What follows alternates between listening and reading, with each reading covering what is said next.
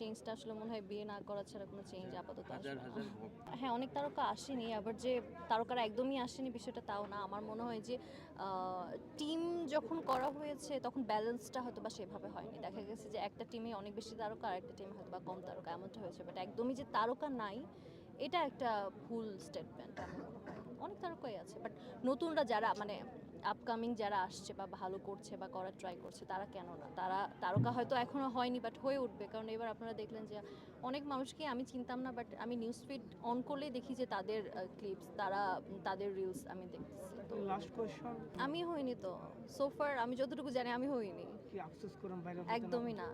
Viral হওয়ার মতো অনেকেই ছিল যারা এমন এমন কিছু র্যাপিড ফায়ার কোয়েশ্চেন করতেছিল। তো ওইখানে যখন আমি বললাম যে না আমি এই কোয়েশ্চেনের আনসার দিব না, তো তখন আমি কিভাবে হব? And আমি তো চাই না। আপনারা মানে যারা খুব মানে ভালো চ্যানেল থেকে আসে, যারা চেনে, যারা নামে চেনে, যারা বলে যে হ্যাঁ আপু কথা বলবো, আমিও যাদেরকে চিনি আমি শুধু তাদের সাথেই কথা বলতে চাই।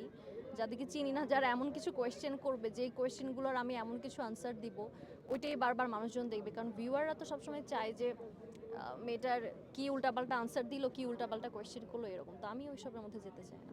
করবেন ইচ্ছা তো এবছরই করার, না হলে নেক্সট ইয়ার শুরুর দিকে করার এত ইচ্ছা। তাড়াতাড়ি কেন? আপনার তো career শুরু মাত্র। আহ, কি চাপ দিচ্ছে বেশি? না, বাট ভাবলাম যে আসলে জীবনে একটা চেঞ্জ আনা দরকার। তো চেঞ্জটা আসলে মনে হয় বিয়ে না করা ছাড়া কোনো চেঞ্জ আপাতত হাজার আসবে না। হাজার ভক্ত তারা মানে আপনাকে ক্রাশ হিসেবে দেখে, তাদেরকে কষ্ট দিয়ে চলে যাবেন এত না, কষ্ট তাড়াতাড়ি? কেন দিব?